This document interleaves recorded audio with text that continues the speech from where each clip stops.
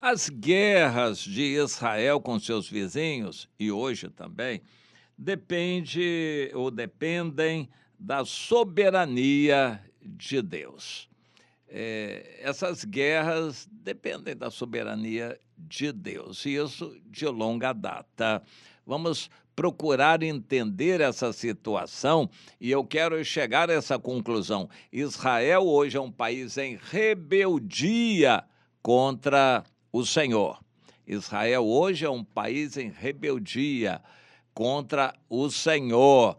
Está tendo um sopro de ajuda de Deus, mas eles vão passar pela grande tribulação para que sejam purificados, amassados, filtrados e no final haja um restinho e esse restinho vai se multiplicar e encher a terra de Israel no milênio com aqueles que serão sacerdotes em favor do mundo e estarão com Jesus. Os judeus, os israelitas estarão com Jesus no milênio. Isso já está muito pertinho de acontecer. Pode acontecer dentro de 7 anos. Se o arrebatamento for logo, dentro de 7 anos, isso já vai acontecer.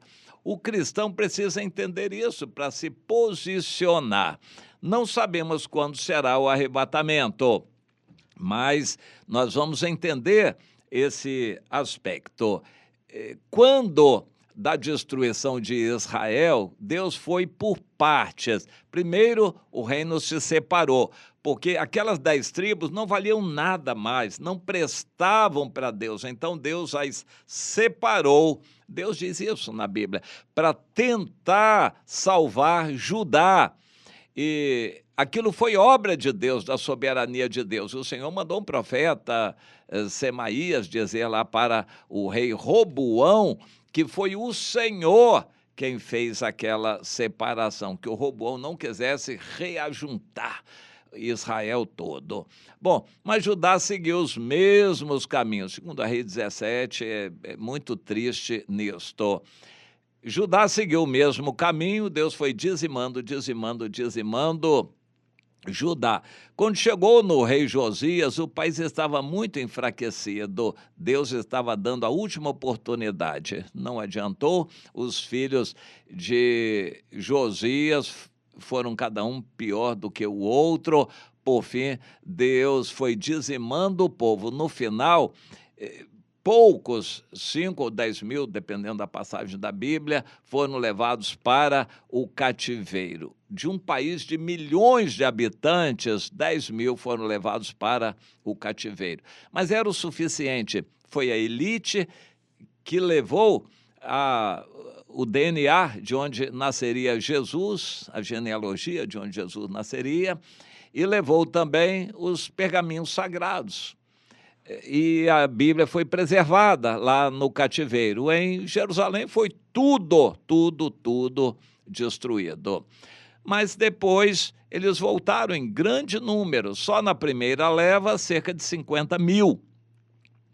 Aqueles poucos que foram para o cativeiro se multiplicaram lá no cativeiro e quando ao final daqueles 70 anos de cativeiro foram já 50 mil da primeira vez. Depois vieram outros e outros que encheram a terra de Judá para a última oportunidade que Deus estava dando, até que em Jesus, depois de Jesus, no ano 70 da nossa era, eles foram dizimados e os poucos espalhados pelo resto do mundo, na chamada diáspora, que levou cerca de 2.000 anos. Bom, hoje Israel vive uma nova realidade, os poucos que se juntaram já se multiplicaram, hoje é um país de cerca de 10 milhões de habitantes, poderoso, forte, soberbo como nunca e longe de Deus como sempre.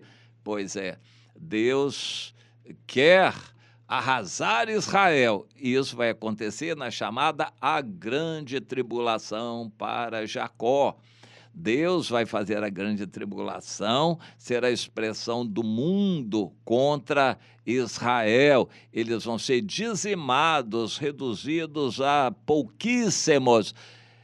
quando Jesus voltar. Esses pouquíssimos, por fim, vão se humilhar, vão receber o derramamento de um espírito de graça e súplicas, como diz lá em Zacarias, nos capítulos 12 a 14, vão se converter, reconhecer aquele a quem traspassaram Jesus. Jesus voltará para eles, a segunda vinda de Jesus será acompanhada de todos os santos, de todas as eras. Nós vamos vir com ele e estabelecerá aqui o milênio, e com os judeus terá uma nova aliança. Jeremias, no capítulo 30 e 31, essa nova aliança com Israel, o Senhor vai fazer para proliferar Israel. Os crentes salvos, arrebatados e vindos com Jesus, não se multiplicarão mais, não terão necessidade mais de criar famílias e criar filhos. Os naturais da terra farão isto e os israelitas também. Você entende isso? Bom, eu quero me reportar à época da conquista, quando Israel já estava completando os 40 anos de deserto e vindo para entrar na terra prometida, teria que atravessar o rio Jordão e começar a tomar posse daquele território prometido pelo Senhor, a terra de Israel. Então, no capítulo 2 de Deuteronômio, todo o livro de Deuteronômio é uma série de poucos discursos, mensagens, os últimos, na verdade, de Moisés, alertando o povo. Então, o Senhor lembra que, quando eles vieram passando por Edom, o Senhor disse: não se entremetam com eles, eu não quero que vocês façam guerra contra Edom. Agora, mais tarde, na época de Davi, por exemplo, houve. Mas o Senhor diz: o Senhor esteve contigo esses 40 anos. Quando passamos em volta de Edom, o Senhor disse para a gente se desviar, porque não era para a gente se molestar com molestá-los. E então nós fomos para Moabe. Quando chegamos lá em Moabe, o Senhor disse: não molestes Moabe, não contendas com ele em peleja, porque eu não darei possessão a vocês na terra de Moabe, nos filhos de Ló.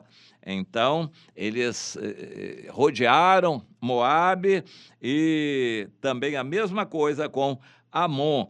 Quando o Senhor fez se eles chegassem perto de Amon, o Senhor disse: não lutem contra Amon, não os molestes, com eles não contendas. Estou lendo alguns versículos aqui de Deuteronômio, capítulo 2. O Senhor diz: eu não darei possessão a vocês na terra dos filhos de Amon.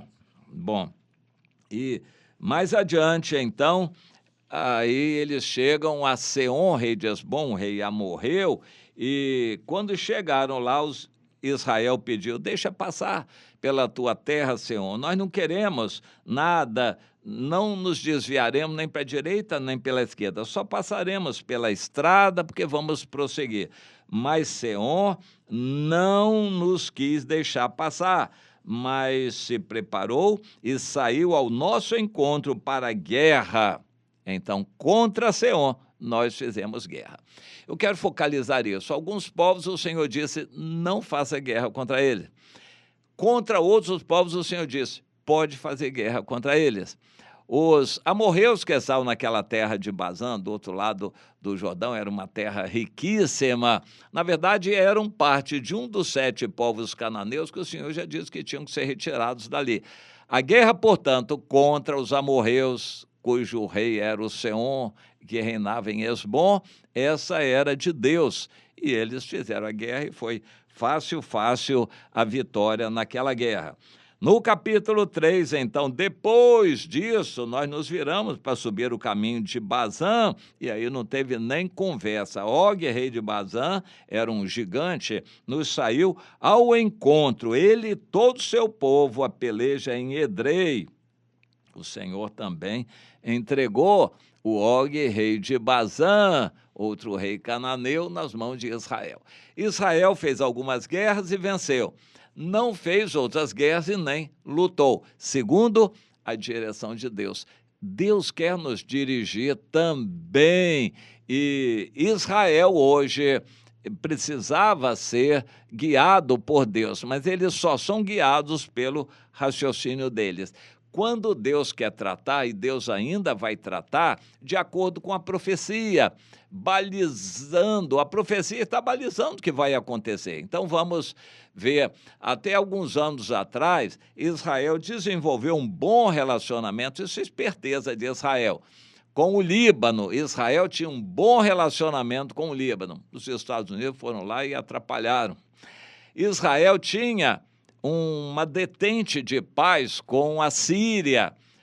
Não eram amigos, nunca foram, mas havia uma calma entre Israel e a Síria, dos Assad.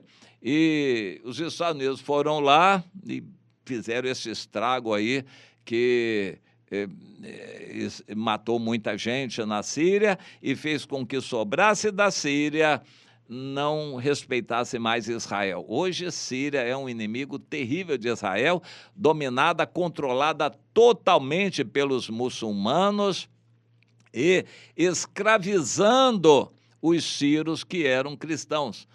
O que os Estados Unidos fizeram foi desequilibrar a situação na Síria contra os cristãos da Síria. Hoje é terrível a situação desses refugiados e cristãos, que eram cristãos acomodados, é verdade, mas eram cristãos na Síria. A Síria foi o primeiro país a receber o evangelho depois de Israel, Antioquia. Mas Deus está no controle disso tudo.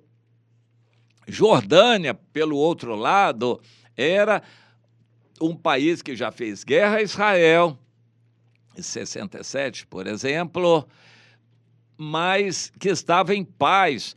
E a Jordânia recebia muito fluxo de turistas por ano que vinham ver Israel e vinham também Jordânia. Então, Jordânia, em paz com Israel, só lucrava. Hoje, a Jordânia está caminhando para ser um inimigo terrível de Israel também. Logo ali do lado tem o Iraque. Também era uma ditadura, Saddam Hussein, que dava para se entender com Israel. Os Estados Unidos foram lá desequilibrar o Iraque. Hoje o Iraque é terrivelmente muçulmano, controlado por inimigos de Israel. Bom, o Irã sempre foi inimigo de Israel. Virando, dando volta, Arábia Saudita, que pega ali o sul de Israel, ainda está mais ou menos em paz com Israel, mas parece que as circunstâncias vão provocando e eles não vão ficar tão pacíficos assim. Dando a volta em Israel, a gente chega à Etiópia, que era um país de uma influência cristã tremenda, tinha uma quantidade imensa de judeus ali, e esses judeus estão sendo perseguidos na Etiópia. A Etiópia está se levantando com a Rússia contra Israel, é uma situação danada. O Egito, depois de apanhar bastante nas guerras tanto da independência em 48, quanto depois o Sinai em 54, 56, a Guerra dos 7 Dias em 1967, depois a Guerra do Yom Kippur, quando eu estive lá, em 73, o Egito apanhou muito de Israel. Aí se acalmou, houve o acordo chamado de Camp David, e o Egito ficou em paz com Israel, e estava lucrando muito com essa paz e o turismo, mas aí os Estados Unidos foram lá desequilibrar o Egito também, a pretexto de derrubar a ditadura do Sadat. Os Estados Unidos desequilibraram. Hoje o Egito é um país terrivelmente muçulmano contra Israel. Bom, mencionando alguns em volta de Israel. Por um lado está a faixa de Gaza, com os palestinos terrivelmente inimigos de Israel. Em cima no Líbano, hoje o Líbano é dominado pelo Hezbollah, controlado pelo Irã, terrível inimigo de Israel. Mais acima, aguardando a sua vez, a Turquia, que já esteve em paz com Israel. A Turquia é um país terrivelmente muçulmano e hostil a Israel, aguardando o seu momento de fazer guerra a Israel também. Todos os vizinhos de Israel estão se armando para cumprir a profecia. Que profecia? Do Gog e Magog. Invadir Israel. Só está faltando uma coisa: a Rússia se dispor. Mas a Rússia estava distraída lá com a guerra da Ucrânia. Pois é, a guerra da Ucrânia já está mais ou menos empatando, caminhando para um momento ali de trégua, de pacificação, e então a Rússia vai se liberar para vir ajudar os países do Oriente Médio contra Israel. Esses países em volta de Israel precisam de armas e eles compram na Rússia, não nos Estados Unidos. É a Rússia que vende armas para eles e a Rússia precisa atendê-los. A Rússia hoje está bem presente com a Síria, tem uma aliança direta com a Síria e com o Irã para fornecer tecnologia e mais, está fornecendo armas, está fornecendo homens de supervisão, não soldados em princípio de combate, mas homens de supervisão. A Rússia está cada vez mais envolvida com os vizinhos de Israel. Deus está dirigindo isto e até que a Rússia vai estar completamente envolvida com os vizinhos de Israel. Hoje, a Rússia tem tropas a 10 quilômetros apenas das colinas de Golã, dentro da Síria. A Rússia tem batalhões ali, instalações militares praticamente na fronteira com Israel, de onde vai invadir Israel. É dali que eles vão invadir Israel, pelas colinas de Golã. E o pretexto vão ser as próprias colinas de Golã, que eram da Jordânia, mas que Israel tomou na Guerra de 67, mas que agora eles vão alegar para poderem invadir Israel.